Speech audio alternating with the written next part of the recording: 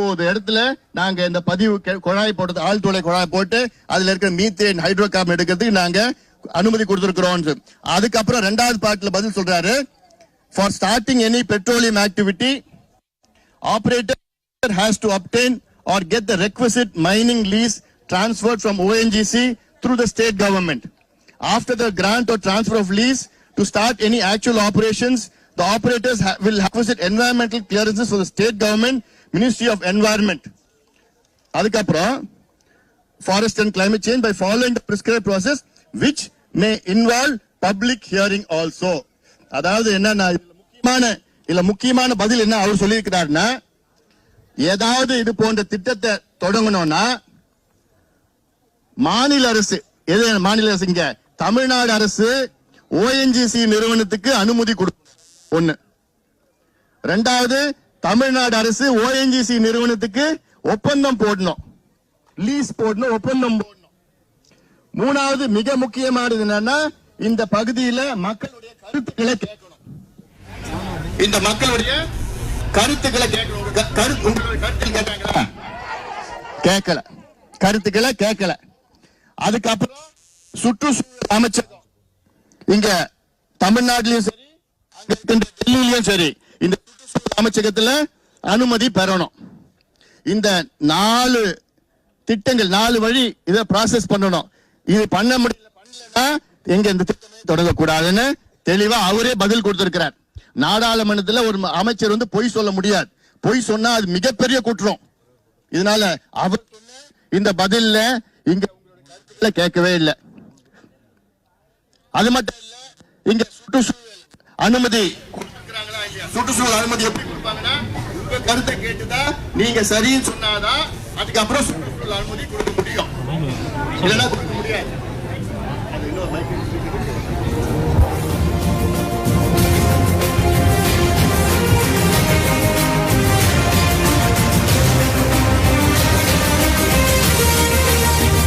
அதனால இது சம்பந்தமா இப்போ 2-3 வழியில நம்ம போராட போறோம். ஒண்ணு, நாங்க உங்க கூட சேர்ந்து நான் போராட போறேன். ஒன்று, நேரடியா போராட போறேன். 2, சட்ட ரீதியாக இதுல வழக்கு போட்டு, கிரீன் பெஞ்ச்ல வழக்கு போட்டு, பசுமை தீர்ப்பாணையம் இருக்கு அதுல வழக்கு போட்டு, ஏன்னா அனுமதி கேட்கல, பொதுமக்களுடைய கருத்துக்கள் கேட்கலன்னா கேட்காம இந்த எந்த திட்டமும் நிறைவேற்ற முடியாது. அதுதான் இது தவறு. காவல்துறை நிச்சயமா அதெல்லாம் செய்யக்கூடாது. காவல்துறை செஞ்சதெல்லாம் மிகப்பெரிய தவறு. அடுத்தது சம்பந்தமா இப்போ இன்னும் ஒரு 10 நாள்ல நாடாளுமன்ற கூட்டத்தொடர் நடக்க இருக்கிறது. இந்த கூட்டத்தொடர்ல நான் மத்திய பெட்ரோலியத்துறை அமைச்சரை சந்திச்சு இங்க இருக்கின்ற பிரச்சனையை பற்றி நான் பேச இருக்கின்றேன்.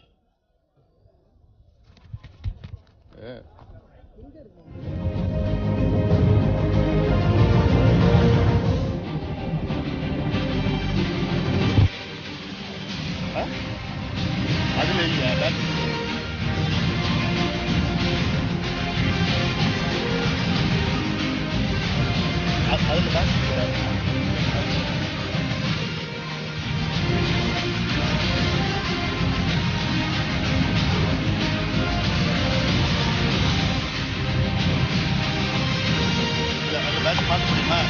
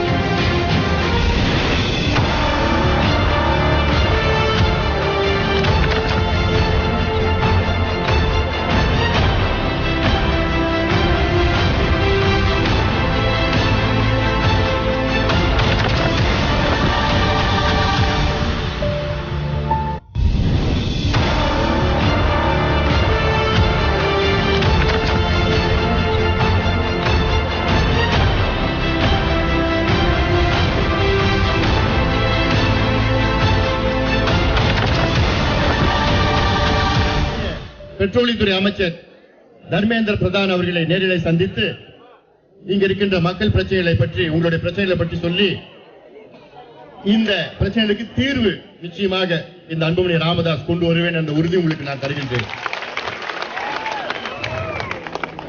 மீண்டும் நான் சொல்கின்றேன், மொத்தத்தில் பாத்தீங்கன்னா இந்த காவிரி டெல்டா பகுதியில் 37 ஆழ்துளை கிணறு இதை கொண்டு வர திட்டமிட்டிருக்காங்க. இந்த ஆழ்துளை கிணறுனா பாத்தீங்கன்னா ஒவ்வொரு கிணறும் 6000 அடி போர்க்கு திட்டமிட்டு இருக்காங்க. 6000 அடினா இதெல்லாம் பாத்தீங்கன்னா இப்போ பாறை எரிவளி திட்டம், ஷேல் கேஸ் திட்டம் ஒன்று இருக்கு. மீத்தேன் எரிவாயு திட்டம் 3000 அடி. பாறை எரிவளி திட்டம்னா 6000 அடி பெரிய கிணறு போட்டு போரை போட்டு அதுல ரசாயனம் கலந்த தண்ணீரை உள்ள பீச்சி அடிச்சு அங்க இருக்கின்ற உள்ள தரைக்கடியில உள்ள பாறையை, உள்ள இருக்கிற பாறையை வெடிச்சு அந்த எரிவாயு வெளியில கொண்டு வந்து அதுக்கப்புறம் அங்க தண்ணீரை வெளியில கொண்டு வந்து வெளியில ஊட்டது. இது வெளிநாட்டுல பாத்தீங்கன்னா கனடா நாட்டுல செய்யறாங்க. கனடா நாட்டுல ஏன் செய்யறாங்கன்னா, கனடா நாட்டுல இந்த திட்டம் நிறைவேற பகுதி என்ன பகுதி தெரியுமா? 1000 கிலோமீட்டர் சுத்தி பரப்பளவுல ஒருத்தர் கூட கிடையாது. அங்க 1000 கிலோமீட்டர் போனா ஒரு மனிதரும் பார்க்க முடியாது, ஒரு வீடு இருக்காது. அங்க அந்த நாட்டுல அவன் செய்யறான். ஆனா இங்க சுத்தி பெண்கள் குழந்தைகள் இருக்கிற மக்கள் விவசாய நிலம் அதெல்லாம் இங்க எடுக்கிறதுக்கு என்ன உங்களுக்கு தேவை? இப்போ எங்களுக்கு இந்த மண்ணு முக்கியம். எங்களுக்கு உங்களுடைய எரிவாயு வேண்டாம், உங்களுடைய ரசாயனம் வேண்டாம், உங்களுக்கு கழிவு வேண்டாம், உங்களுக்கு கச்சா எண்ணெய் வேண்டாம், எதுவுமே வேண்டாம். எங்க மண்ணு இது மண்ணு பொக்கிஷம். இதெல்லாம் நாங்க எங்களுடைய உயிரை கொடுத்து காப்பாற்றுவோம். இந்த மண்ணை எந்த எல்லைக்குனா நாங்க போவோம். காவல்துறைக்கு அன்பான வேண்டுகோள், இது காஷ்மீர் கிடையாது.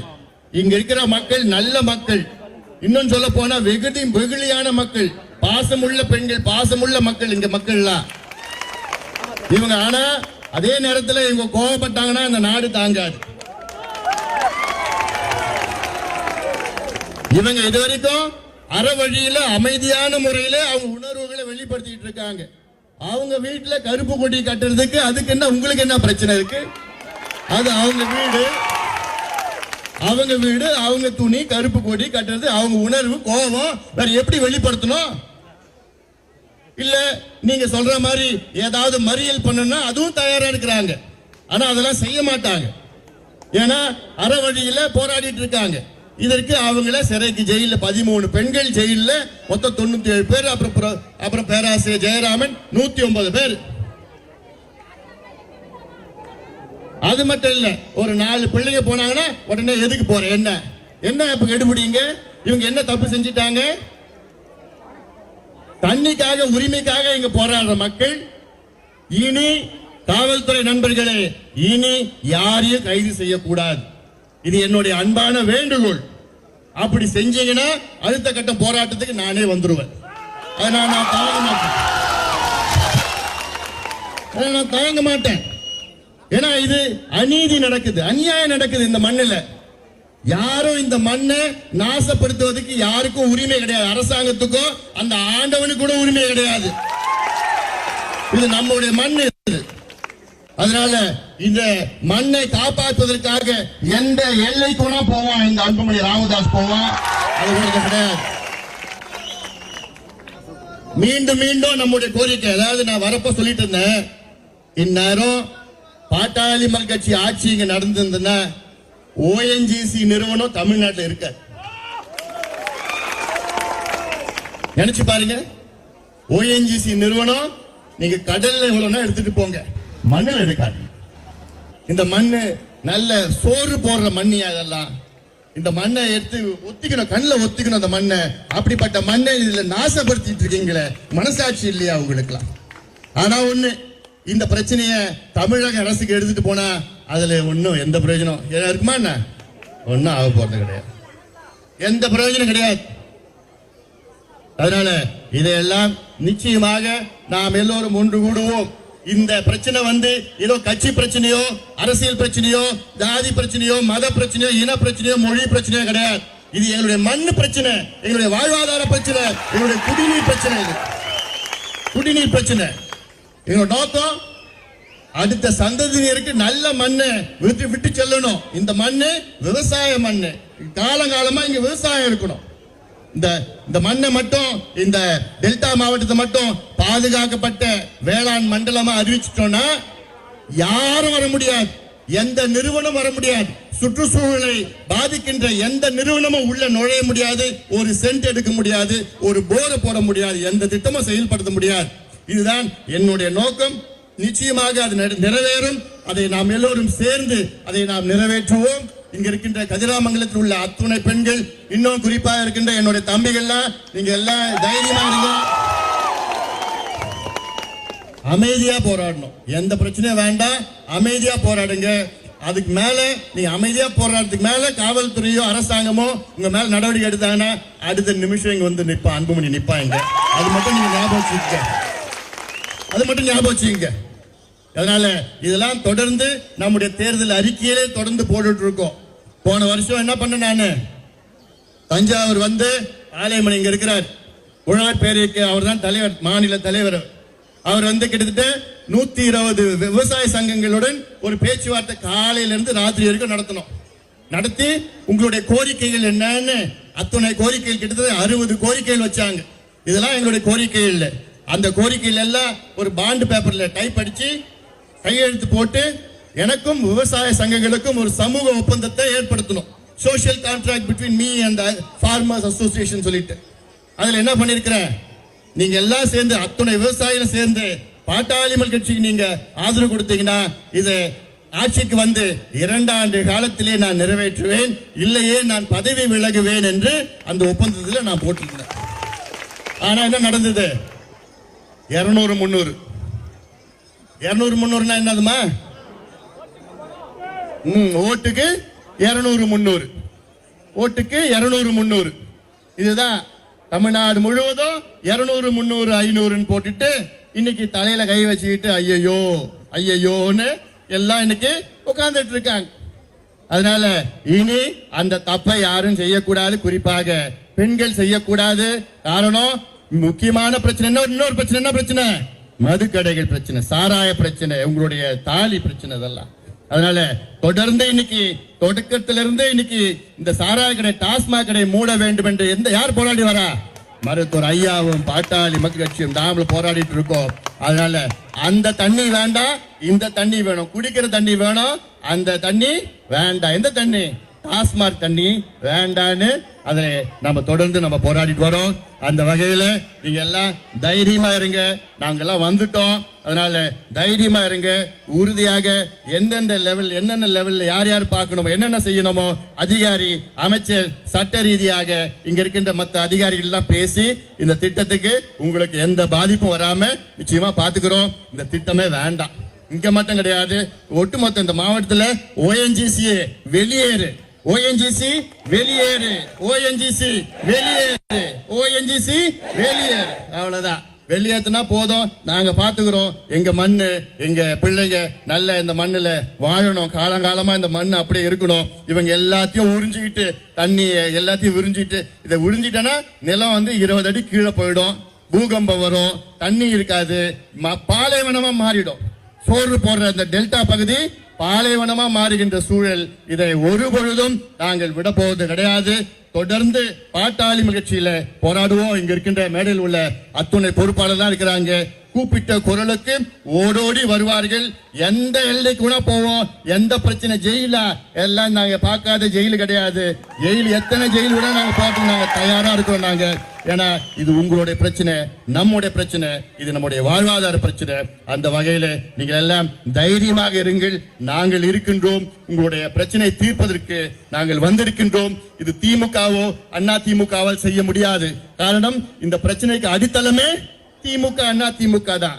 திமுக ஸ்டாலின் தான் கையெழுத்து போட்டார். என்ன கையெழுத்து போட்டார்? துணை முதலமைச்சரா இருந்த திமுக ஸ்டாலின் கையெழுத்து போட்டு என்ன எவ்வளவுனா கிணறு போட்டு மீத்தேன் எடுத்துக்குங்க. அதே போன்று ஜெயலலிதா 2003 அவங்களும் கையெழுத்து போட்டாங்க.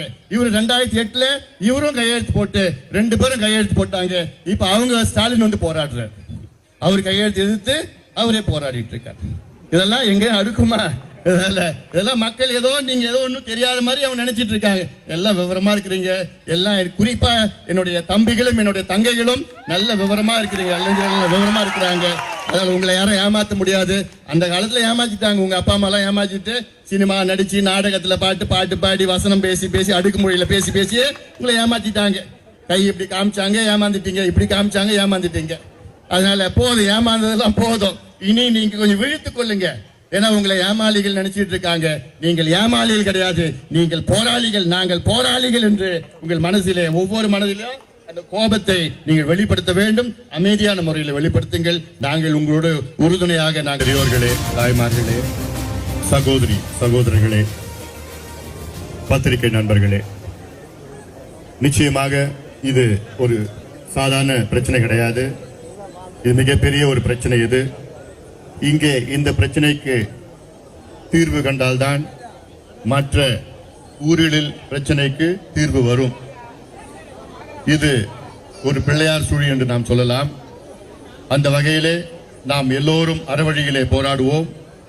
உங்களோடு தோளோடு தோள் நின்று இந்த அன்புமணி ராமதாஸ் போராடுவான். பல வழியிலே நான் சொல்லியிருக்கின்றேன் என்னென்ன செய்ய இருக்கின்றோம் என்று. காவல்துறைக்கு மீண்டும் மீண்டும் என்னுடைய அன்பான வேண்டுகோள், இந்த மக்களுக்கு எந்த பாதிப்பும் வரக்கூடாது. அடக்குமுறைகளை கைவிடுங்கள். இங்கே அமைதியான முறையிலே அவருடைய உணர்வுகளை வெளிப்படுத்துகிறார்கள். தொடர்ந்து நீங்கள் இங்கு இந்த மக்களை அடக்க நினைத்தால் என் தம்பிகள் அமைதியாக இருக்க மாட்டார்கள். பிறகு என் தம்பிகளை என்னால் கட்டுப்படுத்த முடியாது. அதனால் நிச்சயமாக அறவழியிலே உங்களுடைய உணர்வுகளை நீங்கள் வெளிப்படுத்துங்கள். அராஜகம் நிச்சயமா வேண்டாம், தீர்வு கிடையாது. இதை உறுதியாக அதிகாரிகள், அரசாங்கம், அமைச்சர்கள், நீதிமன்றங்கள் எல்லாம் எடுத்து சென்று இதற்கு ஒரு நிரந்தர தீர்வு உறுதியாக நாம் எல்லோரும் சேர்ந்து நாம் கொண்டு வருவோம் என்று இந்த நேரத்திலே நான் உங்களை பணியோடு நான் கேட்டுக்கொள்கின்றேன், உறுதி அளிக்கின்றேன். இங்கே வருகின்ற அத்தனை பேரும், குறிப்பாக பெண்கள், தாய்மார்கள், இங்க இருக்கின்ற இளைஞர்கள், பெரியோர்கள், விவசாய பெருமக்கள் அதிக அளவில் இங்கு வந்திருக்கிறீர்கள். நல்ல நீங்கள் மன நிறைவோடு நீங்கள் வீட்டுக்கு செல்லுங்கள். உறுதியாக இதற்கு நல்ல தீர்வு வரும். இந்த என்னுடைய நோக்கம், என்னுடைய ஆசை, இந்த ONGCயே இந்த பகுதியில் இருக்கக்கூடாது, இந்த மாவட்டத்தில் இருக்கக்கூடாது, இந்த மண்ணில் இருக்கக்கூடாது. தேவையில்லை, நீங்க கடல்ல போய் போடுங்க. கடல்ல எவ்வளவு வேணா போட்டுங்க, பைப் போட்டுங்க, எப்படி வேணா பண்ணிட்டு போங்க. அங்க கடல்ல இருக்கு, அங்க பெட்ரோல் இருக்கு, ஆயில் இருக்கு, நேச்சுரல் கேஸ் எல்லாமே இருக்குதாங்க. இங்க வேண்டாம். இதெல்லாம் விவசாய மண்ணு. விவசாய மண்ணுல நாங்க விவசாயத்தை தவிர வேற எதுவுமே எங்களுக்கு வேண்டாம். குடிநீர் பிரச்சனை இருக்கிறது. இதுதான் இந்த தண்ணி இவ்வளவு மோசமா தண்ணி, பைப்ல வர தண்ணி இதெல்லாம் இதை விட மோசமா இருக்குதல்ல. அதனால இதெல்லாம் அதிகாரிகள் பார்த்து நிச்சயமாக உங்களுடைய மனசாட்சி இருக்கின்ற அதிகாரிகள் இதெல்லாம் ஒரு தீர்வு கொண்டு வர வேண்டும். இங்க இருக்கிற சப் கலெக்டரோ மற்ற காவல்துறை அதிகாரிகள் எல்லாம் இது மக்களுடைய பிரச்சனை, இங்க அடித்தள மக்களுடைய பிரச்சனை. இதுல அரசியல் கிடையாது, இது கட்சியோ கிடையாது. அரசியலோ கட்சியோ ஜாதியோ மதமோ இனமோ மொழி எதுவுமே கிடையாது. இது மக்களுடைய பிரச்சனை, அன்றாட பிரச்சனை, அடிப்படை பிரச்சனை. குறிப்பாக இங்க இருக்கின்ற பெண்களுடைய பிரச்சனை, இளைஞருடைய பிரச்சனை, வருகால சந்ததியினுடைய பிரச்சனை. இதற்கு நாம் எல்லோரும் சேர்ந்து நல்ல வகையிலே இதை தீர்வு காண்போம் என்று உங்களிடம் மீண்டும் நான் உறுதியை கொடுத்திருக்கின்றேன். ஆக இங்க இந்த கூட்டத்தை ஏற்பாடு செய்த அத்துணை நிர்வாகிகளுக்கும் என்னுடைய நெஞ்சார்ந்த நன்றி, வாழ்த்துக்கள், பாராட்டுகள் தெரிவித்துக் கொள்கின்றேன். மீண்டும்